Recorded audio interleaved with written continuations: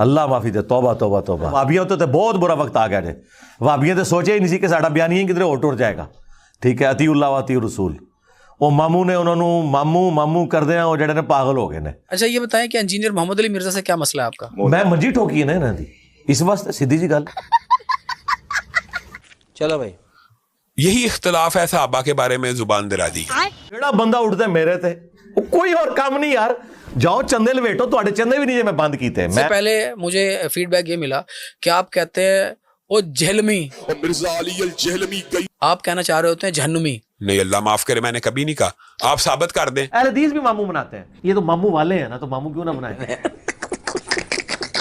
نہیں اچھا چلیں اختلاف بتائیں کیا آپ کا. 2812 یہ میری بوٹل پہ بھی اختلاف سن لیں, لمبی چوڑی فہرست ہے.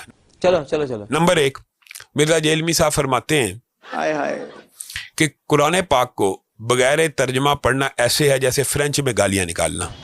سنیا سی کوئی کلپ کٹیا سی کسی نے, ادھا کلپ کٹ کے بھیجا سی. اندازہ کریں قرآن پڑھنے کو, میں نے یہ کہنا ہے کہ قرآن گالیاں ہیں, نعوذ باللہ. جو شخص قرآن کی سب سے زیادہ دعوت دے رہا ہے, یہ پوری ایک بات ہوئی تھی. اور یہ میں نے رویا تھا کہ قرآن دنیا میں سب سے پڑھی جانے والی کتاب ہے, لیکن اس کا تلخ پہلو یہ ہے کہ سب سے زیادہ بغیر سمجھ کے پڑھی جانے والی اگر کوئی کتاب ہے نا تو وہ قرآن ہے. اور میں نے کہا تھا یار آپ کا دوست اگر فرینچ لینگویج میں کوئی آپ کو خط لکھ دینا تو 10 بندوں سے آپ اس کا ترجمہ کرواتے پھریں گے کہ ہو سکتا ہے ڈالر ہی بھیجیں عمر سے. اور پھر میں نے ساتھ ایک لطیفہ سنایا جو پنجاب کے معاشرے میں عام ہے, کہ کچھ پنجابی سعودی عرب چلے گئے, عربیوں کے ساتھ ان کا جھگڑا ہوا, انہوں نے پنجابی میں گالیاں نکالی اور انہوں نے ظاہر ہے عربی میں گالیاں نکالی. اور جب واپس آئے تو انہوں نے کہا کہ جی وہ عربی تے اتنے چنگے نے کہ انہوں نے گالا کر دے سن اور وہ قرآن ہی سنا دے سن. یہ مشہور ایک لطیفہ ہے.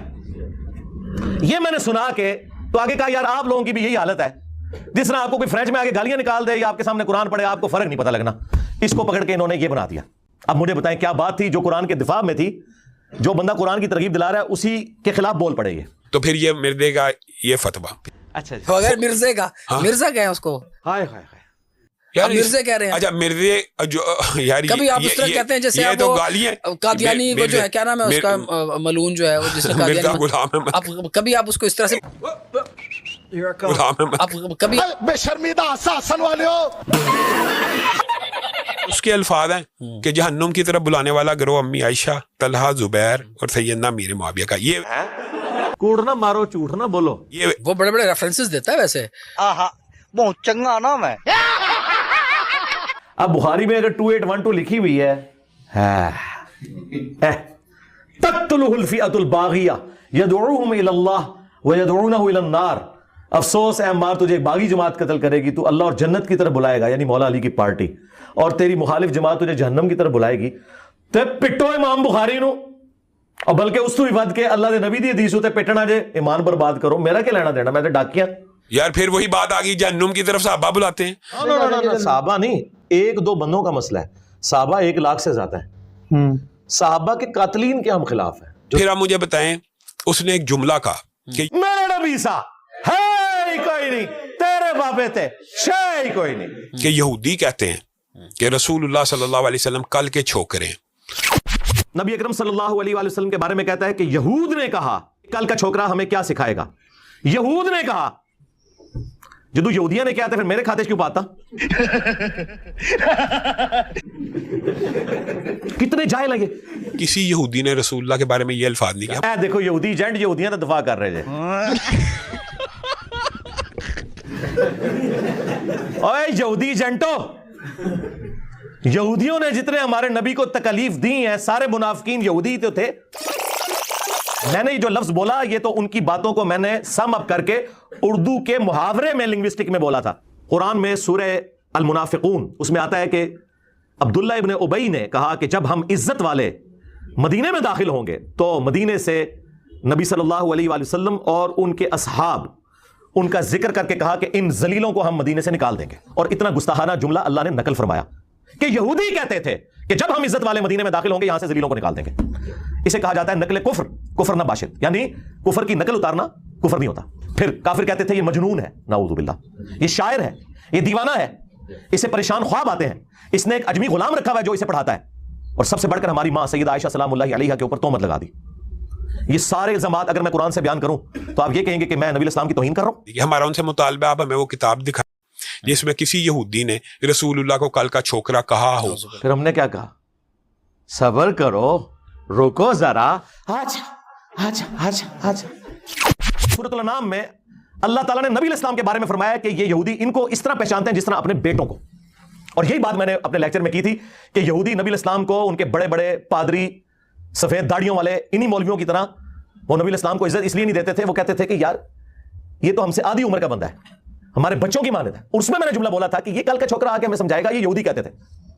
اب یہ پوری بات تھی جو ایک شستہ اردو میں جو محاورتاً لفظ استعمال ہوتا ہے. بھائی آگے سواد.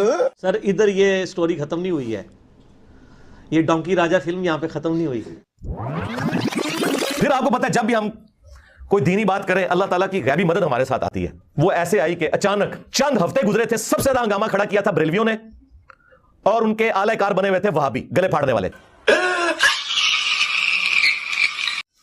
وہ ہر جمعے میں نا یہ جملہ ریپیٹ کرتا تھا، معاذ اللہ صلی اللہ علیہ وسلم معاذ اللہ ثم معاذ اللہ. ہم یہ لفظ نہیں کہہ سکتے، کل کے چھوکرے ہیں معاذ. اچھا انہوں یہ بھی نہیں پتا اے معاذ اللہ نہیں ہوتا، معاذ اللہ ہوتا ہے. اللہ کی غیبی مدد کیسے آئی کہ وہابیوں کا سب سے بڑا مولوی جو تمام رمضان نشریات میں تمام چینلز پہ بیٹھتا ہے، دنیا میں آنے والے ہر پیغمبر کے ساتھ اس کی قوم نے جو پہلا اعتراض کیا بنیادی وہ یہی تھا کہ ہمارے باپ دادا پاگل تھے، انہوں نے کیا داڑیاں دھوپ میں سفید کی تھی؟ کیا ان کو کچھ پتہ نہیں تھا؟ یہ کل کا چھوکرا آ کر ہمیں یہ سمجھانے لگا ہے دین، یہ کل کا چھوکرا آ کر ہمیں یہ سمجھانے لگا ہے دین. ہائے ہائے 1,24,000 انبیاء انہوں نے چھوکرا کیا. اچھا اگلی بات سنیں، حسن تے شاہی کوئی نہیں، جھوٹ بولو اور بولو. نبی تے شاہی کوئی نہیں. اس نے کبھی نہیں کہا نبی تو شاہی کوئی نہیں. میرے نبی سا ہے ہی کوئی نہیں، تیرے سارے بابے تے شاہی کوئی نہیں. اچھا پھر وہ جس تناظر میں کہتا ہے وہ بھی بتاتا ہوں، میں بتاتا ہوں. وہ سارے مولوی کٹھے ہو کے کڈو نا. یہاں سے شروع آپ ولی تے شاہی کوئی نہیں، اچھا امام تیمیہ تے شاہی کوئی نہیں. ٹھیک ہے، اس نے کہا بابے تو شاہی کوئی نہیں. ہاں کیونکہ میرے نبی سا ہے ہی کوئی نہیں، تیرے بابے تے شاہی کوئی نہیں. جتنی یہ آپ تو دیکھیں اب آپ یہاں بیٹھ کے ماشاءاللہ جو کہ بہت اچھی بات ہے بریلوی اسکول آف تھاٹ کو ڈیفینڈ کرنا شروع ہو گئے ہیں مرزے کی نفرت میں. آپ نے اپنی زندگی میں وہ اتحاد امت دیکھا ہے کہ اہل حدیث جو ہیں وہ بریلویوں کو سپورٹ کر رہے ہیں میرے خلاف؟ اور کیا چاہیے آپ کو؟ حالانکہ وہ یہ مانتے ہیں کہ انجینئر صاحب کی توحید جو ہے وہ بریلویوں سے کیا اہل حدیث سے بھی بہتر ہے. اور پہلے وہ کہتے تھے کہ توحید اصل چیز ہے، لیکن اب انہوں نے کہا نہیں ماموں اصل چیز ہے. اللہ دے بندے ہو پوری امت دا بیڑا غرق بھی ماموں دا دفاع کرتے ہوئے تسی بھی اپنا پورا فرقہ ڈبو لے آ جائے ماموں پیچھے. کوئی نہیں کہتا اگر نہ کہو میں ذمہ دار ہوں، میں ذمہ دار سٹیج پہ. اس نے کہا نبی تو شاہی کوئی نہیں. ہاں آئے ہو نا داد لے. اگلی بات بھی سن لیں. ہاں دسو. حضرت حسن کو رسول اللہ نے کہا یہ میرا بیٹا سردار ہے، یہ مسلمانوں کے 2 گروہوں میں صلح کرائے گا، اور ساتھ عظیم بھی کہا مسلمانوں کے 2 عظیم گروہوں میں صلح کروائے گا. رکو ذرا صبر کرو.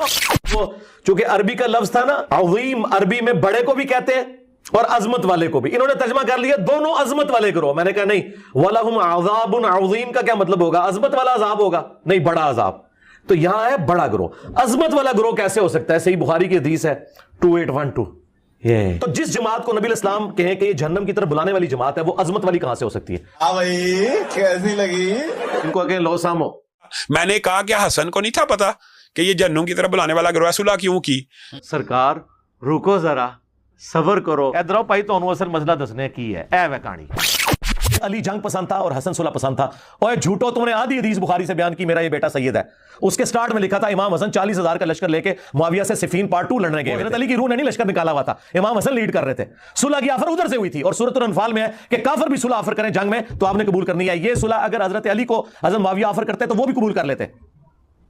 صلح حسن پہ میں نے پھر جو ان کی منجی ٹھوکی ہے، ہائے ہائے ہائے ہائے، دھوئیں نکل رہے ہیں ان کے کانوں سے، کلیریفیکیشن دیتے پھر رہے ہیں. اور دیکھیں میں بول رہا ہوں تو وہ سارے اپنے اپنی حدیثیں تلاش کر رہے ہیں، پھر بھی حدیث کو نہیں لبھی انہوں نے موبائل کھول کے بیٹھے تھے. اور تیاری کر کے آیا کرو تو آڈا میں شوق پورا کرتا ہے. سارے فرقے بیٹھے سمجھو تھے، بریلوی بھی، اہل حدیث بھی، دیوبندی بھی، اور وڈے مولوی تک کیا انہوں نے کیا حالت ہوئی ہے हुण दसो तो आगे है कहता है हसन ते शै ही कोई नहीं, ओवर एक्टिंग करता है साला, ओवर एक्टिंग की औलाद। फिर कहने लगा नबी भी शै ही कोई नहीं अल्लाह दे आगे, और भाई अल्लाह के आगे भी नबी शै होती है। तौबा तौबा तौबा। तो आंदा मौलवी दी अकल पूरी जी होंदी है।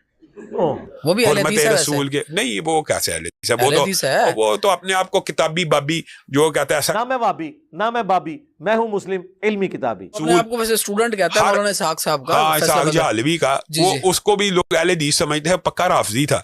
यानी जो अहले बैत की मोहब्बत में सरशार हो जाएगा उसको आप राफजी कह देंगे। नहीं, हाय हाय हाय 100/100 नंबर ने छक्का मारे आज। जो किसी एक सहाबी को बेईमान या मुनाफिक कहेगा हम उसको राफजी कहते हैं। उसने मुनाफिक और नहीं किसी को कहा, वो अपनी रिसर्च बयान करता है बेचारा। हाय हाय अहले हदीस की मैं आपको निशानी बता रहा हूँ ना, सूरां दे सूर